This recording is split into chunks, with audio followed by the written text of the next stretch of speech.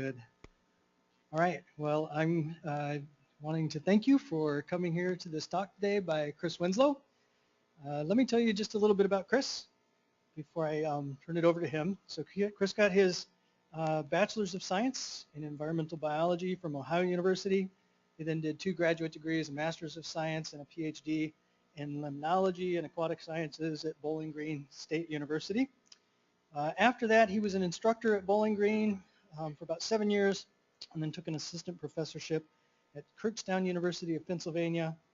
After that, or it looked like simultaneous to that, he took over as assistant director of Ohio Sea Grant and Ohio State University's Stone Lab. And as of roughly 1.5, 2 years ago, they promoted him to full director of the Stone Lab and Ohio Sea Grant at the same time, and that's his current position. Chris has a wide variety of research interests. During his graduate work, he focused mostly on interactions between various types of fishes, largemouth, smallmouth bass, as well as between bass and invasive species, trying to think through what the impacts of the invasive goby might be. He currently is involved in impact of invasive species, harmful algal blooms, nutrient loading, and its impacts on eutrophication and hypoxia, the impacts of dredging activities, and so on. He's very rich and very deep in his service to the Great Lakes.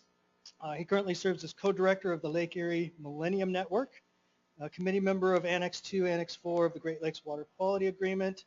He's on the International Joint Commission's Research Coordinating Committee at Science Advisory Board, the Blue Accounting Network of the Great Lakes Commission, and I could probably add 10 more to that, one of the most active players in the Great Lakes. So we're really fortunate to have him here. Ohio State University and the Stone Lab are one of the most recent university partners for the Cooperative Institute of Limnology and Ecosystem Research. They joined us in our most recent bid for the next Cooperative Institute.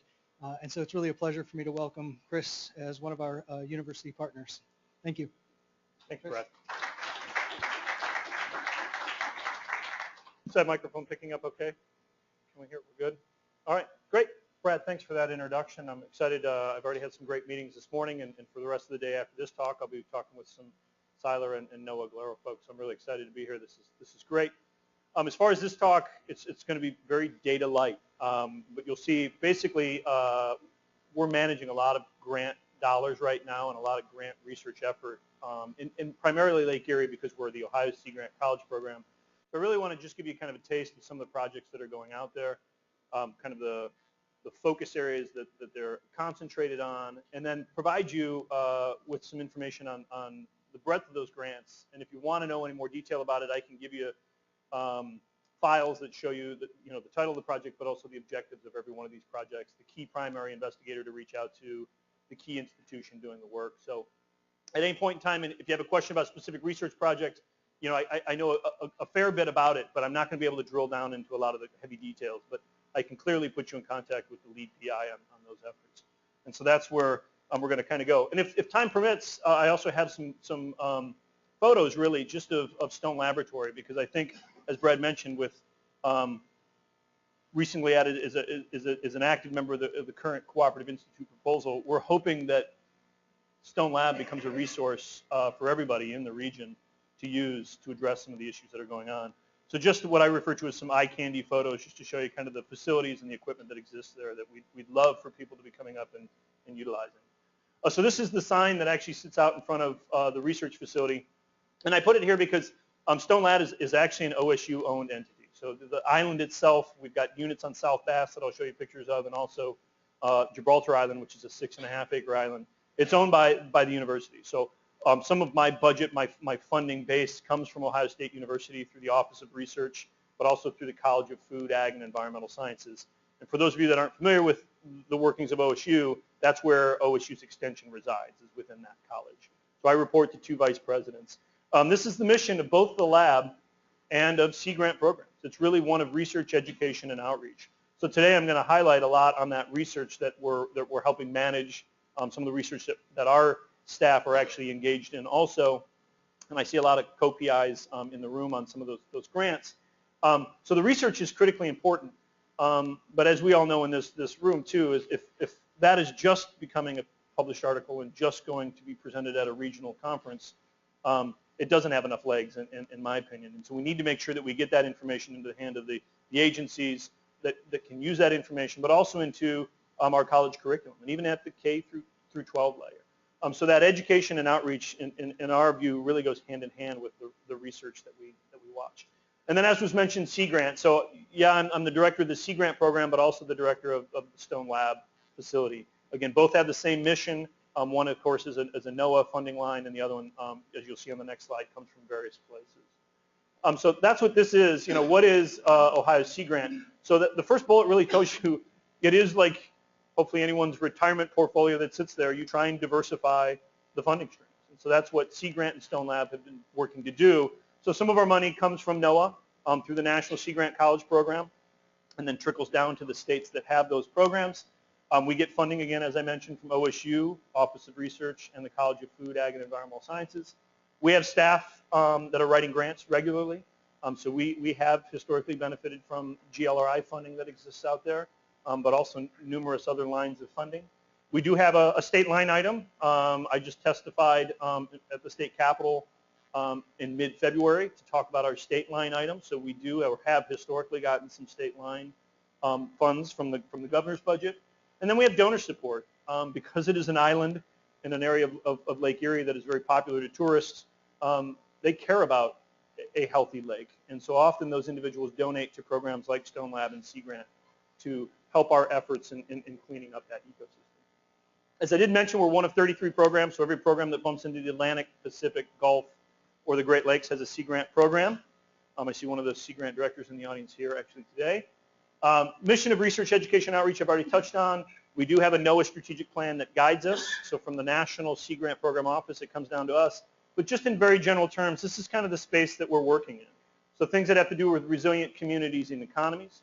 So going into local communities and figuring out how can we help them deal with things like Superstorm Sandy or these increased prevalence of storm events and the size of these storm events. But also going into these communities and talking about how do we help fix up marinas and how do we increase charter captain visits or how do we keep our beaches safe. And so really working on projects that also increase community resilience and economy. Sustainable fisheries and aquaculture. We're trying to ramp up our ability to do aquaculture in Ohio specifically, but we work closely with the Department of Natural Resources fisheries units to really talk about educating anglers, putting on charter captors conferences, and doing research that looks into sustainable fisheries. Healthy coastal ecosystems is what I would argue is the broadest of these focus areas that come down from the National Strategic Plan. But this is where you find things like the impacts of dredging or pharmaceuticals and personal care products, those sorts of things, coal tar sands and things like that. How do we deal with those? And then 4 kind of goes with that idea of education and outreach, this idea of environmental literacy and workforce development. So for the last 4 years, I believe, we've been offering a harmful algal bloom workshop, and we're seeing a lot of our water treatment plant operators come and take that workshop so that they can better identify the algal communities that are being pulled into their plants. We also have a cyanobacteria and algal odor workshop. So usually we see about 80 people come through those 2 different workshops annually to really learn about how to better operate their water treatment facilities. So I want to highlight some of the HABs stuff that's going on and the essential role that I believe a Sea Grant program has been able to play in this. And what we can really show is that we've got some critical linkages that currently exist, and we're hoping to build on these. And one of the great examples is the Cooperative Institute, so Siler. But we played a critical role in the HABs NOAA forecast. So for the last 8 or 9 years, in early July, Rick Stump and others come out to Stone Laboratory and give their annual forecast for the lake. And so we've been happy to play a role in the outreach that's associated with that. We interact quite regularly with our state agencies. We have what's called the Lake Erie Commission, and this is the directors of all these agencies that are highlighted here on the slide. EPA, DNR, Health, Ag, but also Transportation. Ohio Department of Transportation sits on there. And so really the idea of quarterly, we are called to these meetings and give a report on behalf of Sea Grant and Stone Lab on the efforts that we're doing and offer assistance in any way we can for these state agencies. As was mentioned by Brad early on, I'm a member of IJC's Science Advisory Board, specifically the Research Coordinating Committee. So really sitting down with individuals from the U.S. side of the Great Lakes and the Canadian side of the Great Lakes and talking about what are some of the priorities that we should be addressing going into the future. Great relationship with the governor's office. As I mentioned, we have a state line item through there, so there's a lot of communication going on between sea grant programs related to harmful algal blooms, other issues, but right now the heavy one on our radar is harmful algal blooms and how we can address that. Often interacting with both the state and federal legislators. I was just on the Hill March 9th, so 2 weeks ago, talking about the program and the benefit, again, not only just from a research component side of it, but again, that coastal resilience, building economies in those regions that we work. We work closely with our NARs, so ours is Old Woman Creek, and so we have a great relationship with Old Woman Creek. We recently started efforts on a new consortium. We received some NSF funding, so Sea Grant took the lead and wrote an NSF grant to get funding to build what we're calling LEARN. LEARN stands for Lake Erie Area Research Network. We've had 2 meetings to date. Bylaws are being crafted. They're actually in review right now for potential members to vote on. We've developed committees that will work underneath this network of groups. And it's very much like what Siler is aiming to be. And for us, it's making sure that all the academic institutions in Ohio that bump into Lake Erie know the assets that reside at each one of those universities. So every year we'll have an annual meeting that has a new science or new researcher event at it to bring those people that have maybe only been in the system for 3 or 5 years to make sure they're at the table talking about the work they're doing or their sweet spot. Even to the point where we've got a calendar, the website should be going live here within a week or two, a calendar that lists where all the vessels are at any point in time on the water. So if University of Toledo knows they're going to be out in this part of Western Basin, it's on the calendar so other researchers can say, hey, can I send a master's student with you, or can you grab a sample of this type for me? So really trying to make sure that we're linking up and communicating where vessels are on the system. We will be bringing this LEARN consortium into Michigan and talking to the Siler folks and to talking to other universities. When I sat down and talked to my administration about building this consortium, writing this NSF grant, when we pitched the idea, they were like, well, why isn't this going Great Lakes wide? And we said, because sometimes it's hard enough to get a small network going. If you go too big too quick, you kind of trip on yourselves. And so the idea is to get this into place, make sure that the communication works, make sure we're meeting the needs of the members, and then quickly we hope that this expands beyond Ohio. And so we'll be working on that. And then as it's mentioned here, we've always had a great working relationship with Noah Glarel and with Siler, and so we look forward to future years to really build the strength of that relationship. Just wanted to show you this extension component before I get into the research in a little bit more detail. Just to show you some numbers for us, this is approximately what we see annually. So this is, coupling that research and outreach. So P through 12 educators, so 440 educators were reached last year for us, and that's touching about 28,000 students directly. As far as Sea Grant sponsored or organized events, we hosted about 315 last year, and those are the attendees, about 2,600 at that. And as far as public and professional presentations between myself and the rest of the staff, just over 800, reaching about 45,000 attendees. And when we report on this and we have our agents report on this, we actually know of those 45,000 how many were agency folks versus academics versus teachers versus elected officials. So we can really make measures on who we're reaching as far as an audience. So OSG, I would clearly argue that we're one of the leaders. It's not just the only leader, but one of the leaders in this space in helping to manage funds and to get the word out. And again, I think Noah Glarel and Siler and the other Great Lakes state programs, Michigan, Indiana, Illinois, Wisconsin, Minnesota, New York, Pennsylvania, we're all in our respective states seen as leaders in this endeavor. So when we disseminate this research, just to again cap out on this extension side of things, we definitely have some groups that we concentrate on. And this is just kind of general groups that are often up to the island every year. So we see farmers groups coming to us from Michigan, Indiana, and Ohio. The Farm Bureau is up regularly. We annually have an event for decision makers where we actually bring mayors, county commissioners, decision makers up to the island. And same thing I'm going to do to you, give overviews or highlights of the research that's going on so they're aware of what's happening in their own backyard. Science Writers Conference, we have a 2-day conference. We bring the science writers up to us, and I survey them before they arrive and say, what do you wish you knew more about in Lake Erie that you would report on? And so about 50% of the agenda is geared towards those researchers. So I bring researchers and they present to the media. And then the other 50% of the slots I reserve for us to present things that the media probably doesn't even know is going on, right? And so that's a 2-day event. We probably usher about 18 different researchers in front of that audience to really educate them on the issues and the leg. Charter captains come up all the time, small businesses, tourism sector is up there all the time. And then again, we offer courses up there. So we definitely have about 200 students, around 20 courses and 10 workshops where we really immerse students into the class. Well, let's get into the meat of the research side of this thing. And when I say meat, again, this is going to be a lot of projects that I'm going to kind of scratch the surface on. But I just wanted to make sure that everybody here and that was listening virtually knew of the stuff that's in play right now. So we have approximately 55, 56 projects in play right now. The first funding source for this was from OSU's College of Food, Ag, and Environmental Sciences. F2F stands for Field to Faucet, is what that initiative was named. So basically, quickly after the Toledo Drinking Water Advisory in 2014, the dean of this college basically came forward and said, we need to show that we're moving the needle on this HABs issue. So he went into his operating budget, pulled out $1 million, and basically went through in discussions with staff and faculty at OSU what projects should be funded. And that's the projects I'll show you on the next, on the upcoming slide. But basically this infographic or this image on the bottom really shows this idea of going from the field all the way to the faucet with that water treatment plant.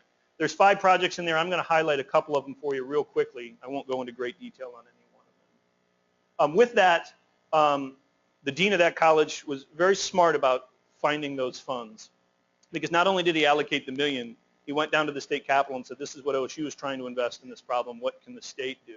And quickly, the Ohio Department of Higher Education, the ODHE, stepped up and put $2 million into play. So there are 18 projects that are wrapping up. They'll be done by the end of June here. And a final report will come out on those, and I'll be happy to share that with all of you. But 18 projects are ongoing right now. And while these two sets, the 23 projects you're looking at here, we're moving on, we were reporting back to the Ohio Department of Higher Education on the work we're doing, and they actually put another $2 million in play. These just started. They're about 3/4 of the way through their first year. But just to show you, when we put these calls out for proposals, even though OSU in help with, I should have gone back, in help with University of Toledo and Heidelberg University have really been helping manage these projects. So even though the money is running through OSU and through the Sea Grant program, this is clearly a collaborative effort. And it wouldn't be done without many universities coming to the table. And in round 2, there's 14 projects currently funded under this. This just shows you the universities in this table, those that submitted grants for this work, for this RFP, and the first number is those that were funded. So you can see there's a good spread across a handful of those universities here in Ohio. And then because we are a Sea Grant program, we have money that runs through our shop also. And so, this is to remind me. So in the first round, when we went through the Ohio Department of Higher Education, the way it happened is we called all the researchers that work in this water space across the state. We all went to Heidelberg University, and we set up basically focus areas or unanswered realms of questions that we need to address. And the scientists self-selected which focus area they should be in.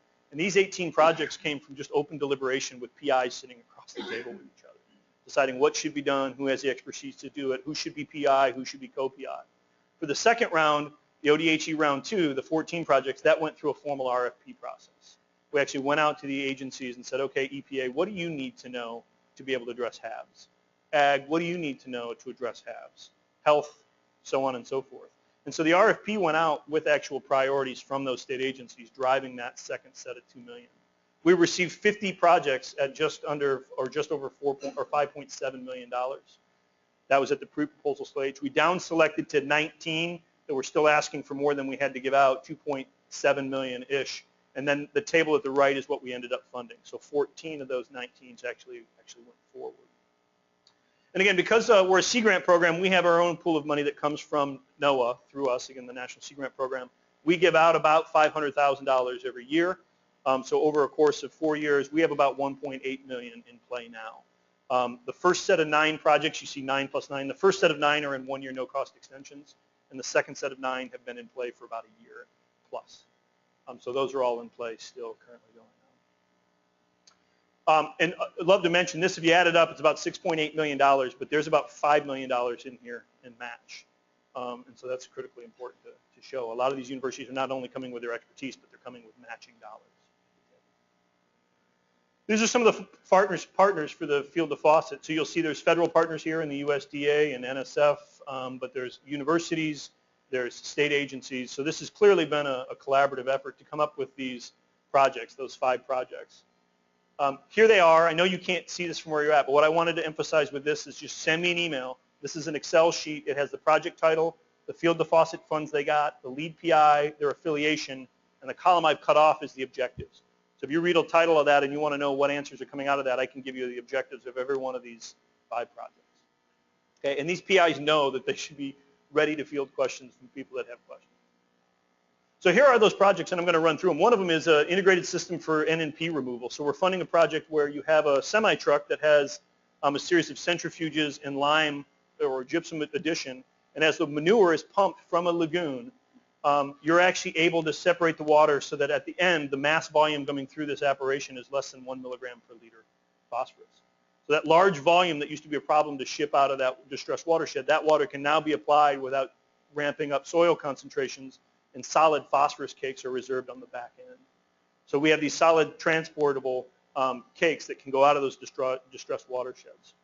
And this is still finishing up its project. Right now they've been working on biodigester material rather than manure, and they're ramping up right now and have for the last couple months to actually put it onto a manure coming from a We have a nutrient management app. So this is being done by Dr. John Fulton at OSU. Basically, it's for farmers to use to record things that they're doing on their fields. This is different from a Ohio Farm Bureau Federation app that really is just making sure those farmers in Ohio are 4R compliant. We have a Senate bill in Ohio that requires them to, again, not apply fertilizer when the ground is frozen or when rain is in the forecast.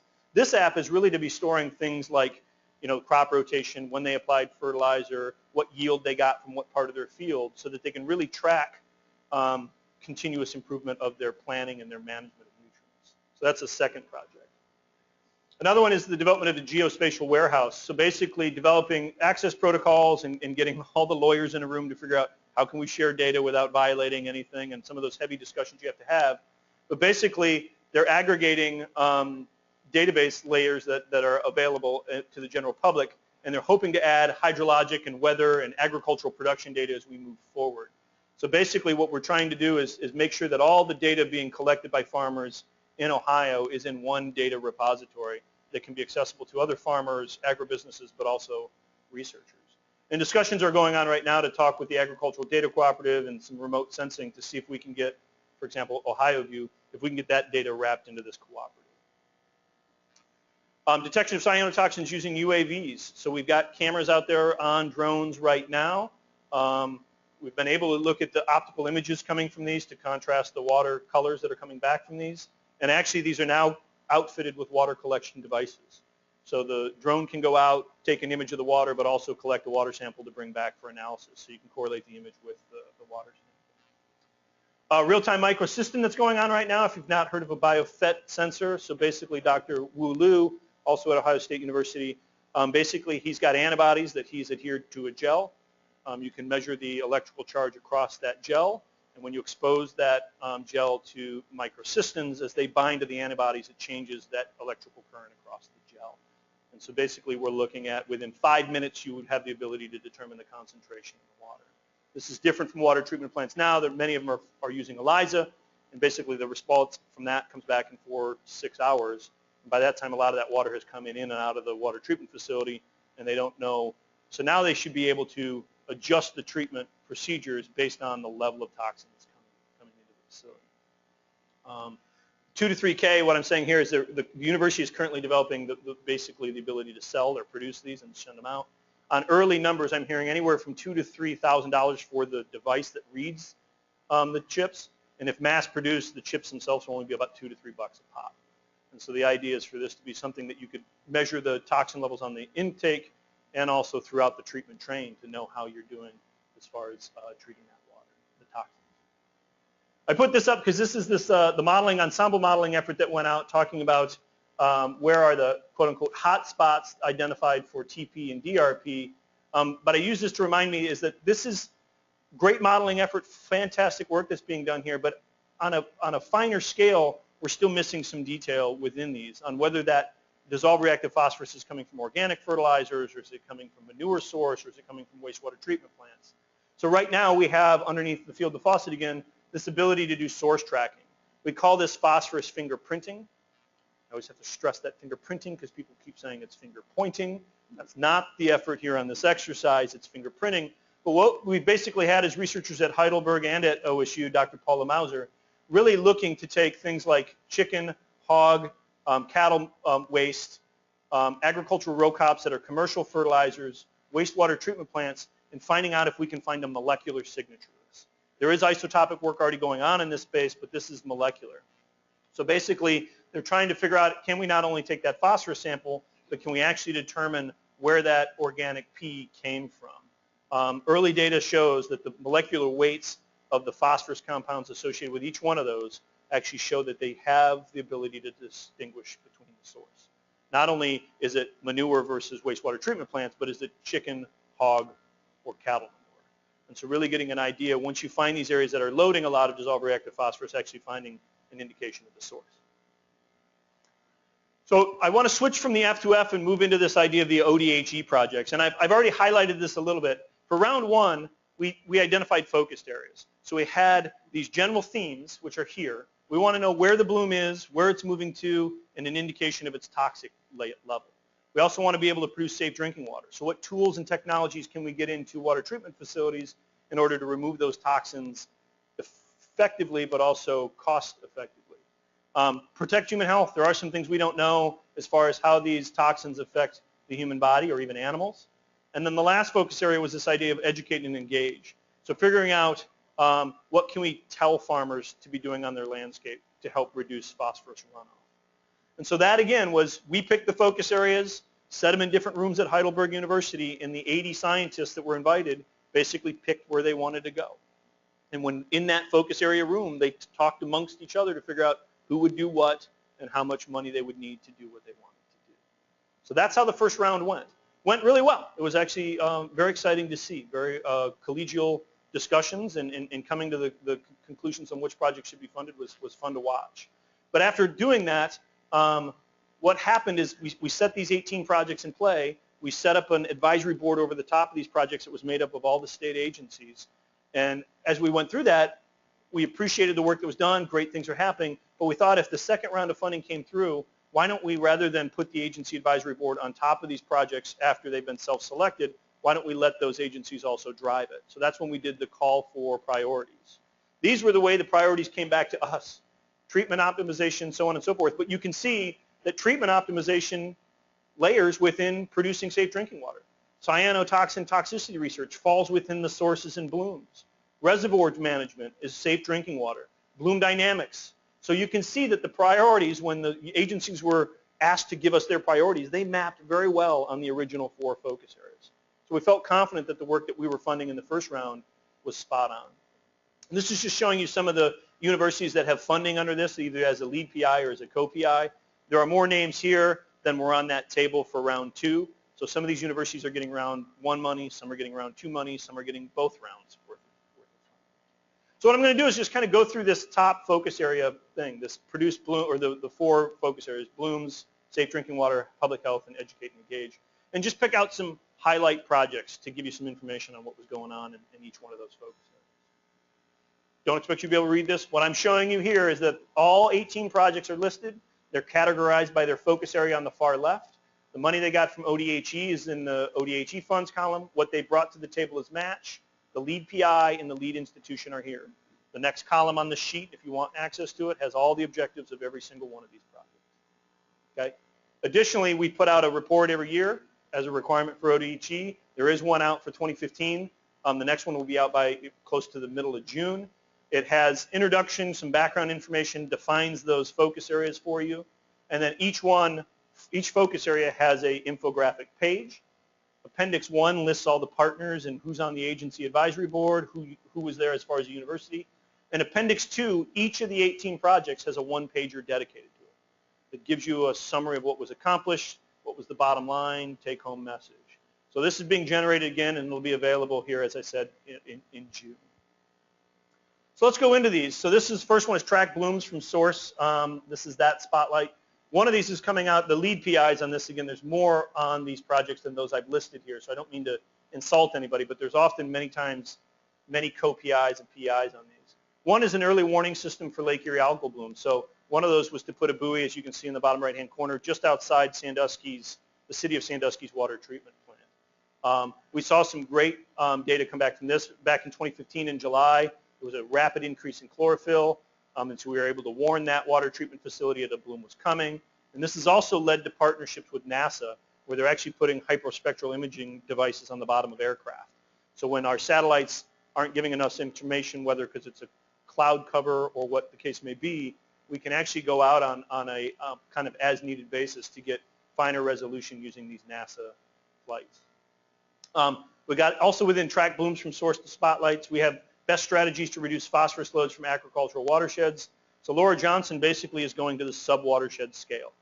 As we go towards 40% reduction by 2020, the concern is that we'll be putting a lot of efforts on the ground, but if you measure the concentration maybe at the mouth of the Maumee, you're not seeing a measurable decrease. And so really what we want to do is march up into those sub-watersheds, in the case here, Honey Creek and Rock Creek, and actually be able to correlate the amount of BMPs that are happening in that small watershed with a measurable reduction at a certain location. And so Laura Johnson's leading that effort under that grant. So we're trying to match those BMPs with an actual load reduction at that small watershed levels. Within the public health spotlight, one that's being funded is with Dr. Ludson and Ji-Young Lee. Fish flesh and produce, are they storing toxins? So really what they've been going out is harvesting fish that have been in these blooms, taking fillets and actually looking at them for concentrations of toxins. Preliminary data coming from the fish flesh stuff is showing that they are storing some toxins, but they're at levels that are so low that if you're following the already set fish consumption advisories within the lake, it's safe to eat from a toxin microcystin standpoint. From the fresh produce, the one we wanted to know is, can toxins travel through irrigation systems and impact the produce? So they were looking at a suite of growth, lettuce, tomatoes, carrots, peas were even added to this, and they measured what's the difference between measuring them with toxin-laden water from the surface or like a drip irrigation underground, and basically all three were showing levels of microcystin in the tissue. The concentration depended on the irrigation method and the vegetable, so there was no trend overall. But what we look at with these, this is never meant to be released as a startling thing. What this is meant to be released as is an informative thing. Many of the crops in that region of the state aren't actually irrigated, right? So this is a small percentage of the crops. So that's number one. And number two, what this just tells you is that you should be testing that surface water if you're going to water with it to make sure the toxins are. So we always look at these results as not a gloom and doom scenario, but this is a tool in the toolbox for those farmers to be able to move forward as they're working on watering. So we can adjust the watering method. And then the last one you're seeing there, we also saw not only toxin storage, but it reduced the growth of these crops across the board. So when toxins were in the water, the growth was slowed. One of the other ones in this Protect Human Health is a method for developing toxins. So as we know, once we ingest microcystin or whatever route it gets into the body, it's going to be metabolized into something that isn't microcystin, right? And so we've got to be able to figure out ways to even detect whether somebody's been exposed through blood samples or through urine samples. So what they've been actually using is state-of-the-art mass spec stuff to be able to detect at the part per billion level whether an individual has even been exposed. Where am I at here? Protect Human Health, okay. So some other ones within there that I can hit on real quickly without going to the other side. Some of the other ones are things like we don't know if this is a carcinogen yet or not. No, we know it's a hepatotoxin. We know that impact. But we don't know, will these last with prolonged exposure to cancer. And so a lot of that kind of work is going on also. Produce safe drinking water. So this is the one where we think about this. I think the general public think that a water treatment facility is a water treatment facility is a water treatment facility. But we know that at least across Ohio, and I think it's the case for most states, is that depending on the size of the community, that's what that water treatment plant looks like. And depending on how old was it. Was it built 30 years ago or was it built 15 years ago? So those capacities of those water treatment plants are very different. And so we need to put research into the fact that how do we treat these toxins given that the infrastructure that exists in these communities are very different. So we're using things like advanced oxidation. So looking how can we lower the chemical and energy consumption needs. So comparing what is it to do UV and chlorine versus acid, iron, and persulfate versus radiation and iron and hydrogen peroxide. So it's a whole suite of different combinations, including membrane development, to really get at this idea of, based on what your treatment plant has now and its capacity to change, what is the best and most effective way for you to be treating these toxins. So far we're seeing that we can efficiently degrade in both pure and natural waters, and we see that once you increase ionic strength, basically the rate of destructions will change. In this we're also using phages.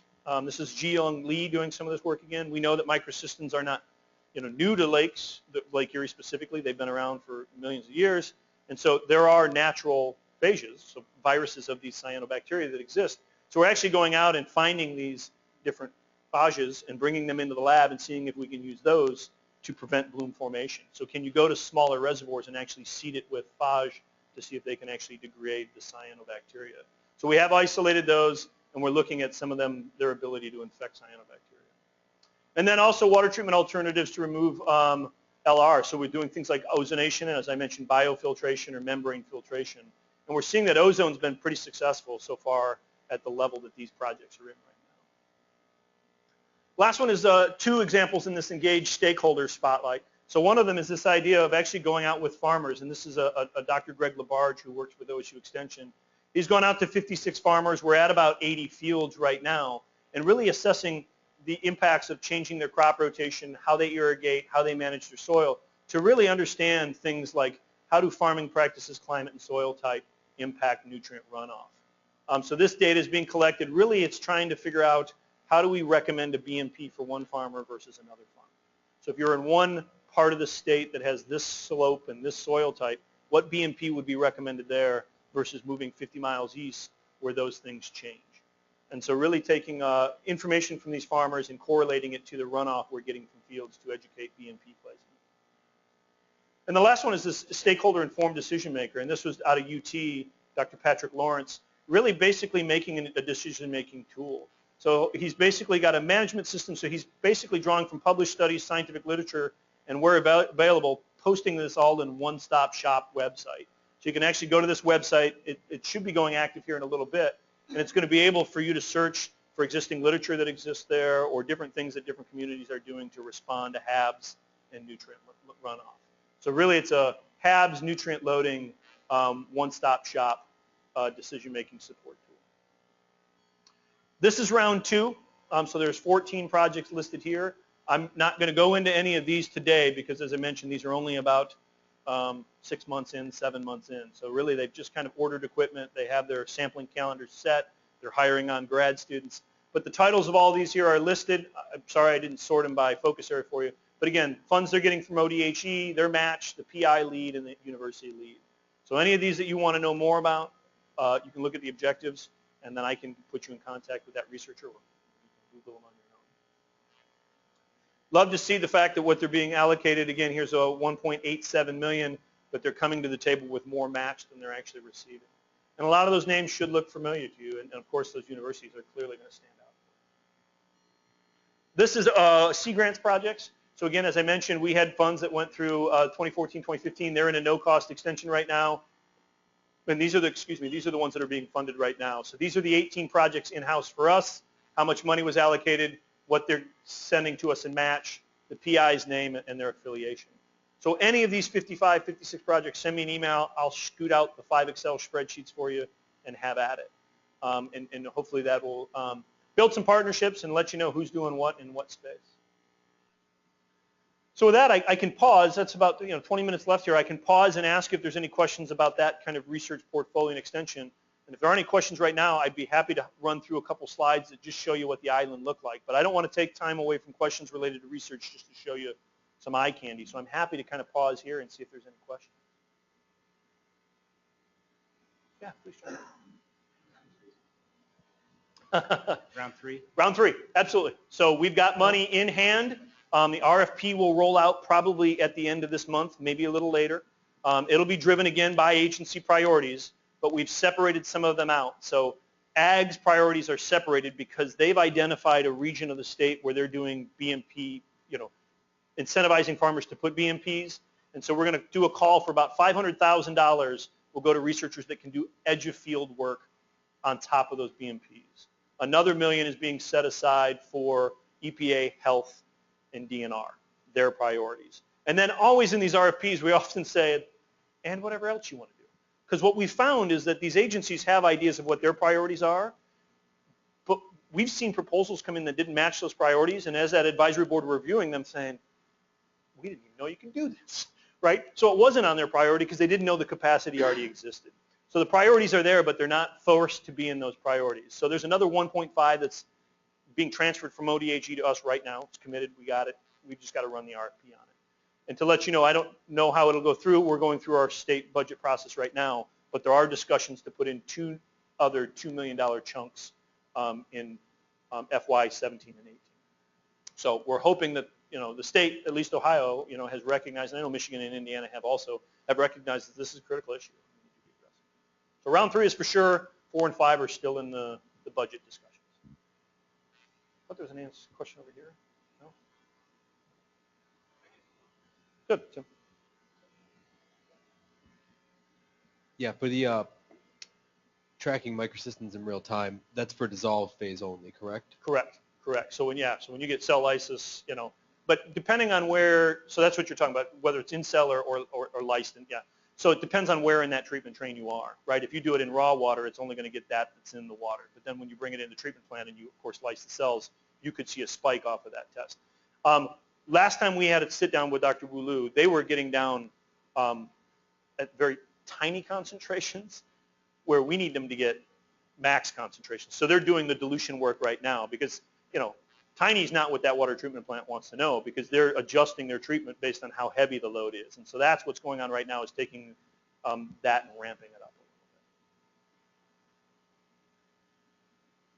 All right, well, let me show you some pictures. If you think of another question, that'd be great. So this is Gibraltar Island.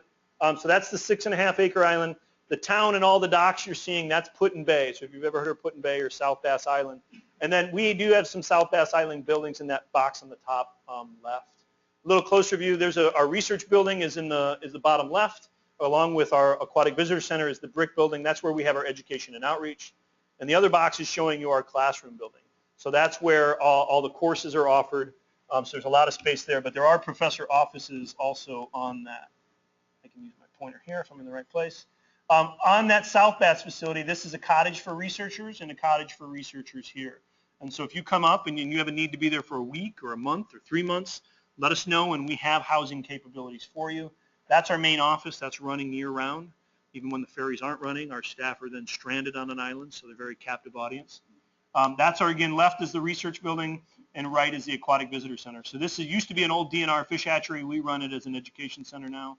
This has a wet lab in it, which I'll show you in a little bit. And I want to show you this because that's a lot of green space, but it's owned by the university. So I'm always looking to find ways to build either new lab space or new living quarters for visiting researchers. Up close vision, again, that's the research building. You're seeing 3 of our vessels parked out front. I'll give you closer views of those, and that's the aquatic visitor center. This is the research building. It was just repainted recently. This used to be the inside back in like 2012. We actually had heavy equipment in there to rip out all the floors, and this is what it looks like now. Okay, in the floor drains, we've got circular flow-through tanks. That microcystin in tissue of fish flesh. The problem with that project, not problem, but the limitation with that is when you're harvesting the fish out of the lake, you don't know if they were in a bloom for 3 months or were they in a bloom for 3 days. And so the idea is to bring those fish into the lab, run a flow-through system of a known concentration of microcystin and do the same analysis. So that can all happen in this facility. Water quality lab inside here, if any of you know of Dr. Justin Chaffin, he's our research coordinator. This is his lab. So that was recently renovated in, I think, 13 or 14. There's the aquatic visitor center, so some quick photos of inside.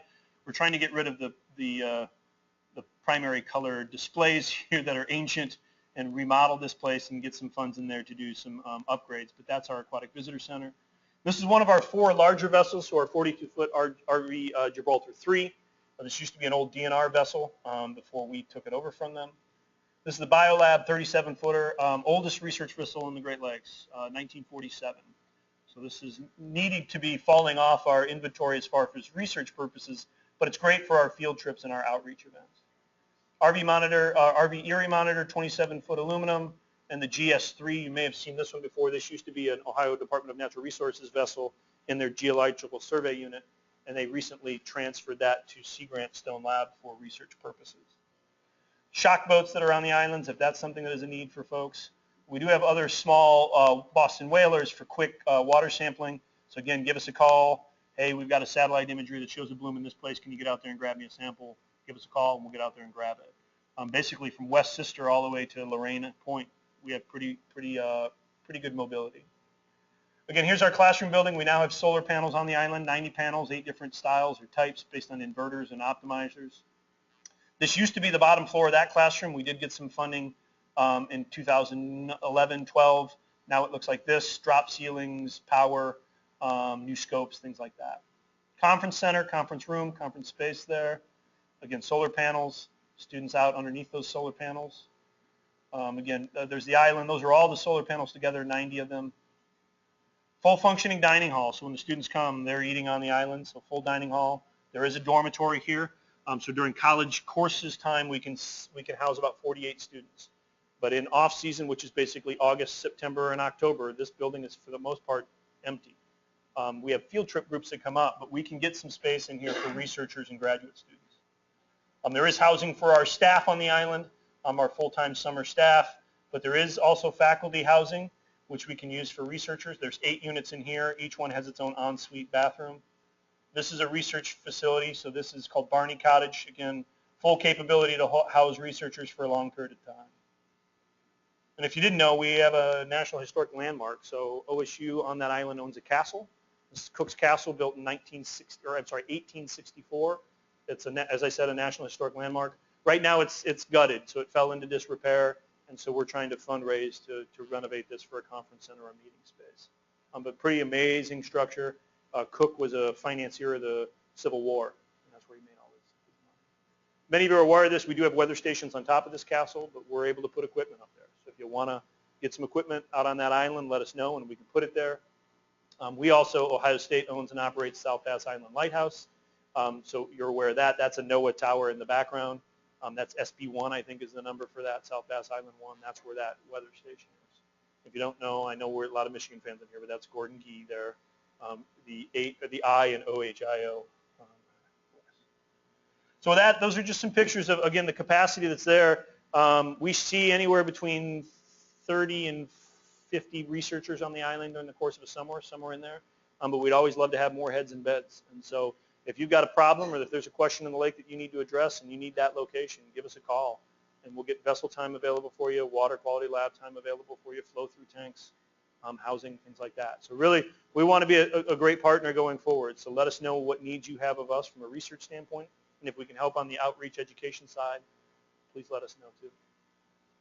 So I can pause with there about facility discussions or any questions would be great.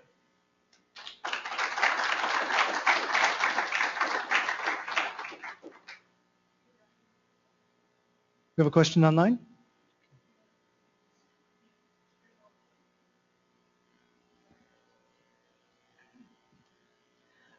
First question is the edge of the field work starting before the BMP is initiated? So this isn't, there's other stuff going on in Ohio. Greg LaBarge with USD NRCS is doing some edge of field where they're actually measuring surface runoff and tile runoff before and after BMP placement.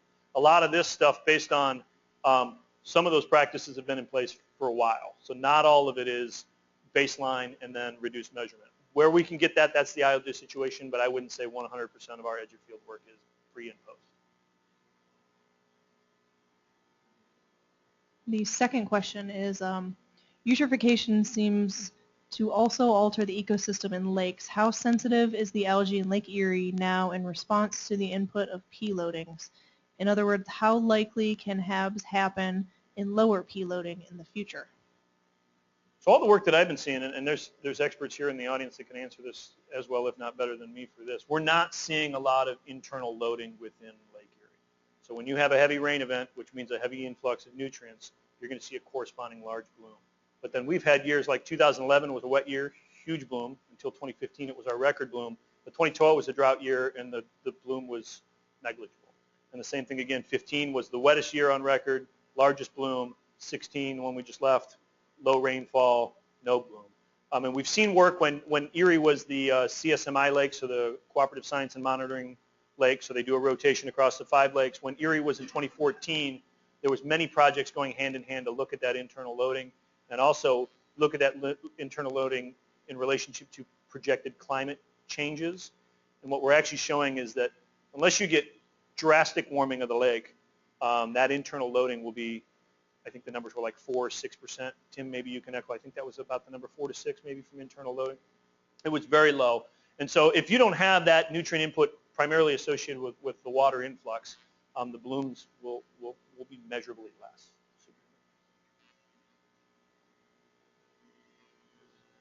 Brad, please. Can you give me a high-level overview of other things you guys are focusing on besides harmful algal blooms? Yeah, so good. Thanks for bringing that. I feel like I eat, sleep, drink harmful algal blooms, and I came up as a fish squeezer. So I'm like, thanks. Good. Let's talk. So we're still doing fish recruitment stuff. So we look at, we've seen correlation. A lot of this comes out of like the aquatic ecology labs, Stu Ludson and that team, that correlations between the severity of winter and the strength of a hatch. So we do look a little bit at that kind of stuff. We still have our hands in invasive species stuff. So what are we going to see with Asian carp moving into this system?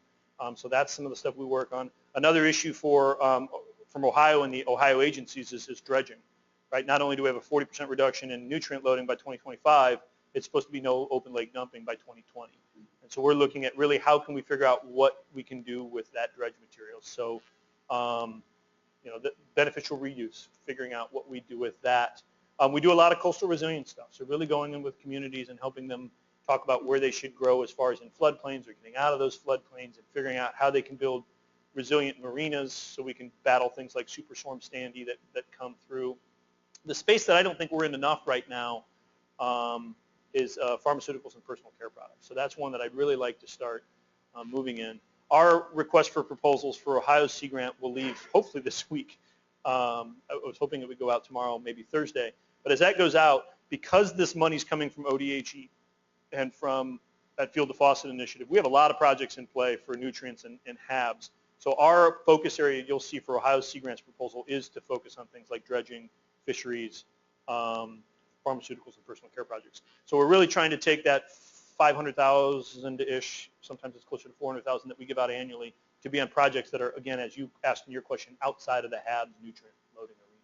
But that's kind of the work that we're doing in that space.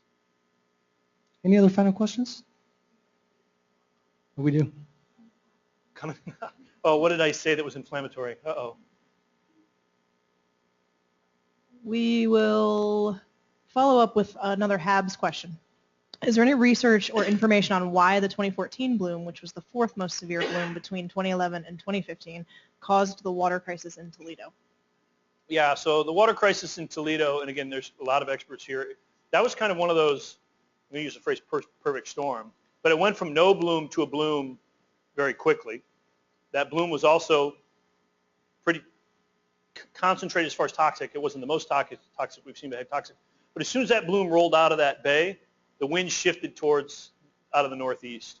So it really kind of held that bloom right over the top of that water intake. And if you're not familiar with the western basin of Lake Erie, and I know most people in here are, it's a pretty shallow system. So when you get a nor'easter and you hold that bloom where it's at, you're going to be mixing those toxins from the surface down into that intake. And we've seen that treatment plants have the ability to remove that level of toxins that were pulled into the plant. It's really our ability to give that early warning system and have the right tools and technologies in those treatment facilities to remove that toxin. So that's primarily the driver for 14 and why Toledo had that 72-hour issue. We'll do one quick answer question, and then the other questions, I will email them to you, Chris, Absolutely. and with the person who sent them. I'd be happy. The quick answer question will be, will an evaporation station be placed at the castle, or is there already one there? There isn't one there. Bring it on. Absolutely.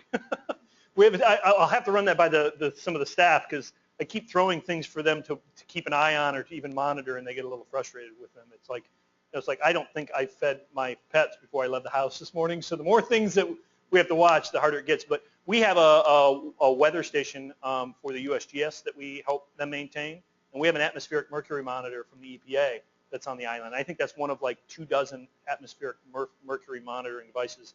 It's measuring at parts per quadrillion. When the garbage truck goes by, you'll pick a spike up off the garbage truck just from it going by. So those are the kind of devices.